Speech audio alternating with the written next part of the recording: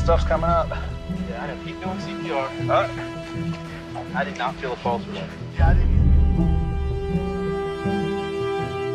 Resusitasi jantung paru atau disingkat menjadi RJP adalah tindakan darurat yang dilakukan ketika jantung seseorang berhenti berdetak dan pernafasannya berhenti. Tindakan darurat seperti ini sangatlah penting karena setiap detik sangat berharga dalam situasi henti jantung. Yuk kita bahas topik hari ini selengkapnya bersama saya Dr. Gama hanya di channel Kata Dokter.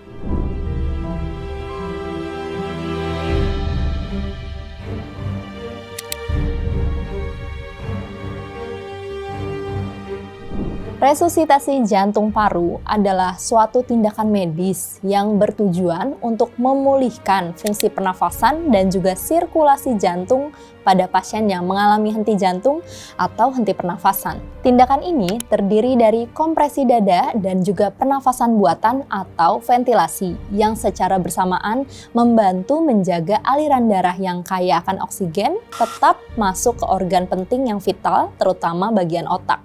RJP sangat krusial pada situasi darurat karena setiap menit yang terlewati tanpa adanya tindakan medis segera dapat meningkatkan resiko kerusakan otak permanen dan juga bisa menimbulkan kematian.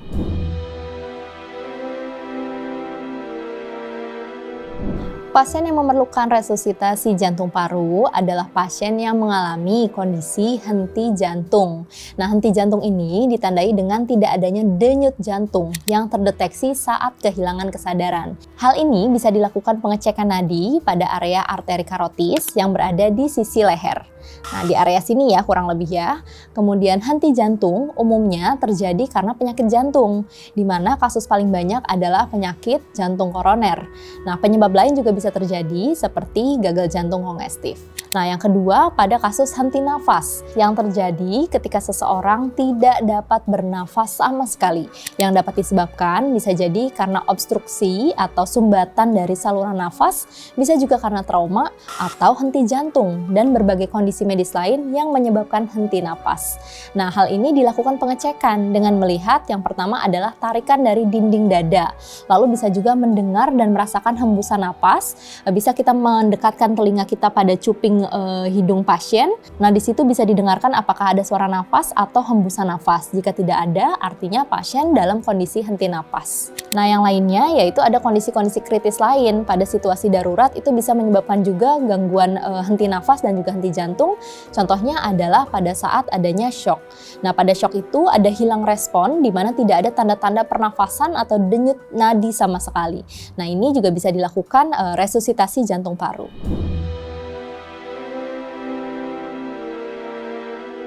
Sebelum melakukan RJP, ada beberapa langkah ya yang harus kita persiapkan. Yang pertama, tentunya kita harus percaya diri dulu bahwa kita mampu melakukan RJP.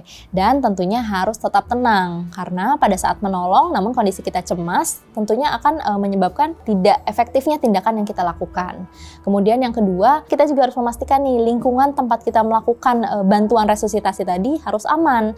Aman di sini adalah aman untuk diri kita sebagai penolong dan juga pasien sebagai korban di situ.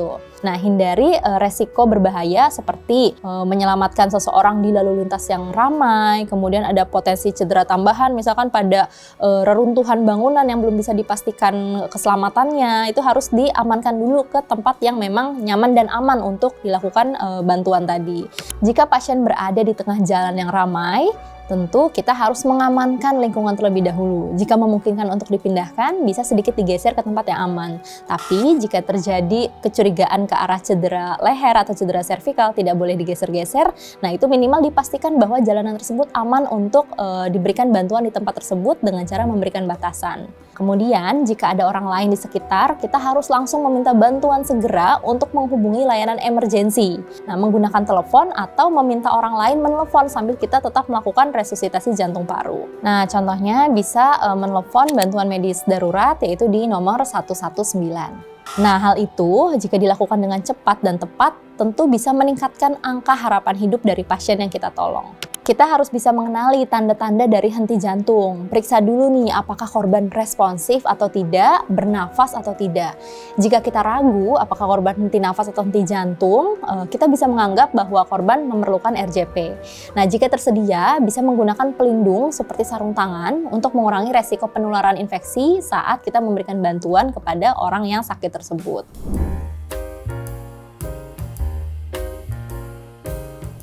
Ada langkah-langkah yang harus diikuti untuk bisa melakukan RJP secara tepat. Yang pertama, pastikan kesadaran pasien dulu. Kita bisa panggil korban atau pasien dengan menepuk punggungnya, menepuk pundaknya, Pak, Bu, bangun. Nah, jika tidak ada respon, kemudian kita secara cepat memeriksa nadi dan juga pernafasan. Nah, untuk nadi sendiri, kita bisa meraba arteri karotis, karena di situ denyut yang paling kencang, diraba di area sekitar pinggir dari leher ya. Nah, apabila berdenyut, artinya masih ada nadi. Tapi jika tidak berdenyut, lalu lanjut cek pernafasan. Nah, untuk pernafasan sendiri, kita bisa melihat gerakan di bagian dada terlebih dahulu. Nah, apabila dadanya naik turun, artinya ada pernafasan yang terjadi. Jika tidak ada, kita bisa memastikannya dengan mendekatkan telinga kita ke arah cuping hidung korban atau pasien tadi. Jika ada hembusan nafas yang terasa, artinya masih ada pernafasan. Tapi jika tidak ada suara atau hembusan nafas yang terasa di telinga, artinya memang tidak ada pernafasan atau pasien mengalami henti nafas. Nah, hal tersebut harus dilakukan secara cepat dalam waktu kurang dari 10 detik untuk memastikan apakah ada henti nafas atau henti jantung. Nah, jika memang tidak ada, kita bisa lanjutkan ke langkah berikutnya. Nah, langkah berikutnya, kita harus secara cepat minta bantuan orang untuk menghubungi layanan darurat atau lakukan sendiri jika memang kita sedang sendirian.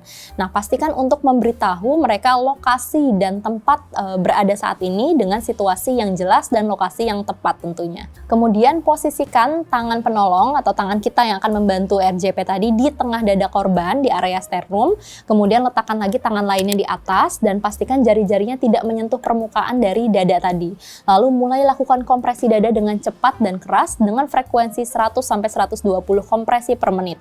1, 2, 3, 1, 2, 3 seperti itu kurang lebih kecepatan yang dilakukan pada saat kompresi.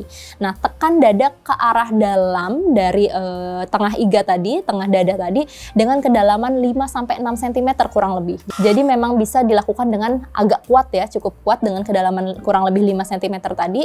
Tujuannya adalah untuk menyentuh dari organ jantung dan jantung terpompa pada saat kita melakukan kompresi.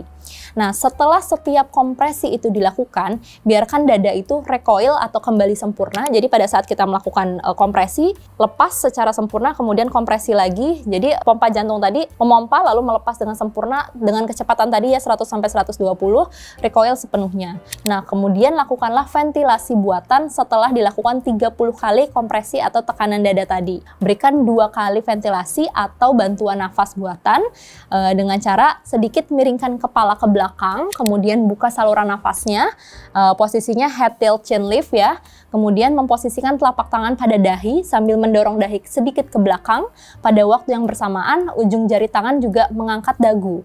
Hal ini bertujuan untuk membuka jalan nafas. Jadi pada saat kita memberikan bantuan nafas, itu bisa masuk secara sempurna ke dalam paru-paru.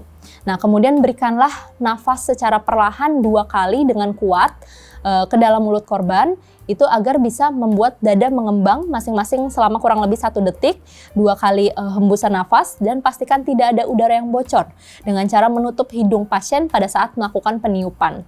Nah, untuk memastikan keamanan, kita bisa menambahkan sedikit barrier ya, misalkan jika ada plastik yang bisa membatasi antara mulut dan mulut penolong dan mulut pasien. Jika tidak ada plastik, bisa menggunakan apapun yang prinsipnya adalah membatasi atau memberikan barrier tanpa mengurangi efektivitas dari bantuan nafas yang kita berikan tadi. Prinsipnya adalah keselamatan diri sendiri dan juga keselamatan pasien untuk mencegah terinfeksi dari penyakit-penyakit tertentu yang mungkin ada di dalam diri kita atau di dalam diri pasien tadi. Tapi harus ingat, kita melakukan semua rangkaian bantuan RJP tadi harus sigap dan cepat karena hal ini berhubungan dengan keselamatan pasien yang harus dilakukan secara segera. Nah, kemudian perhatikan juga nih dinding dada pasien pada saat kita melakukan tiupan nafas tadi. Apakah sudah mengembang maksimal atau tidak? Jika tidak, kemungkinan masih ada kebocoran tadi seperti mungkin cuping hidungnya belum ditutup dan sebagainya. Nah, ulangi siklus 30 kompresi dada dan 2 kali ventilasi buatan hingga bantuan medis datang atau hingga korban menunjukkan tanda-tanda kesadaran. Nah, jika tersedia, teman-teman juga bisa menggunakan AED. AED ini adalah Automatic External Defibrillator, biasanya ada di tempat-tempat umum, contohnya di bandara. Nah, segera ambil AED tadi, lalu ikuti instruksi suara yang keluar dari alat tersebut sambil menunggu tenaga medis untuk datang.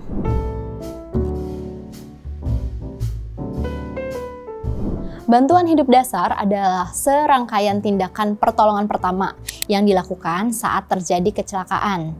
Nah, hal ini bertujuan untuk menjaga stabilitas dari pasien.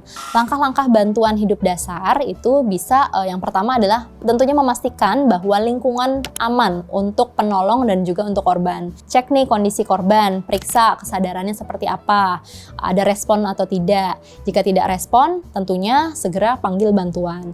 Nah, kemudian periksa dulu apakah korban tadi bernafas atau denyut jantungnya ada atau tidak. Jika tidak ada, segera lakukan RJP dengan cepat.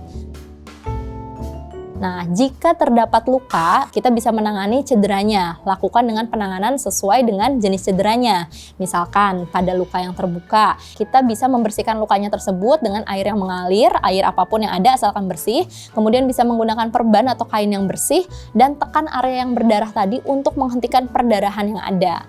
Nah, apabila terdapat fraktur atau patah tulang yang dicurigai nih, terlihat ataupun tidak, kita bisa menstabilkan area yang cedera tadi dengan cara tidak boleh menggerakkannya atau melakukan imobilisasi. Atau jika ada kayu atau kardus tebal, kita bisa mengikat area tersebut, tidak boleh terlalu ketat dan tidak juga terlalu longgar agar memfiksasi area yang patah tadi supaya tidak bergerak, karena pada saat bergerak itu akan memperparah kondisi dari patah tulang pasien tadi. Nah, jika ada cedera di daerah kepala, ingat, jangan mengangkat pasien tanpa bantuan medis dan menggeser posisi kepala dan leher, itu tidak boleh sama sekali. Karena apa? Pada cedera kepala itu dikhawatirkan ada cedera servikal, di mana pada area situ terdapat syaraf yang sangat krusial, bisa berpengaruh terhadap fungsi nafas dan henti jantung apabila kita salah dalam menggeser atau menanganinya. Jadi pada cedera kepala, kecurigaan ke arah cedera servikal tadi harus hati-hati penanganannya. Pantau kondisi dan tanda-tanda vital pasien seperti pernafasan, denyut nadinya, kemudian kesadarannya dipantau secara terus-menerus. Jika pasiennya sadar, bisa sambil sedikit dicek secara berkala, dipanggil untuk memastikan kesadarannya tetap stabil atau tidak, dan siapkan informasi yang penting jika diperlukan apabila tim medis tadi datang. Nah, BHD atau bantuan hidup dasar tadi dilakukan untuk segera menyelamatkan nyawa pasien dan minimal tidak memperburuk kondisi yang sudah ada, mengurangi cedera sebelum bantuan tenaga medis profesional datang. Oke, teman-teman, kalau mau informasi yang lebih lengkap tentang cara melakukan RJP dengan video yang lebih lengkap tentunya, jangan lupa ya untuk tonton video yang ini, karena kita sudah pernah bahas sebelumnya dengan materi yang lebih lengkap. Baik, Sobat Kata Dokter, belajar untuk melakukan RJP adalah tindakan dan keterampilan yang sangat berharga dan juga bisa menyelamatkan nyawa pasien. Jangan lupa ya, berikan emoji ini di kolom komentar, biar dokter tahu nih kalau kamu sudah menonton video ini sampai habis. Kamu berhak sehat, jangan sampai sakit berlanjut. Saya Dr. Gama, kita bertemu lagi di episode berikutnya. Bye!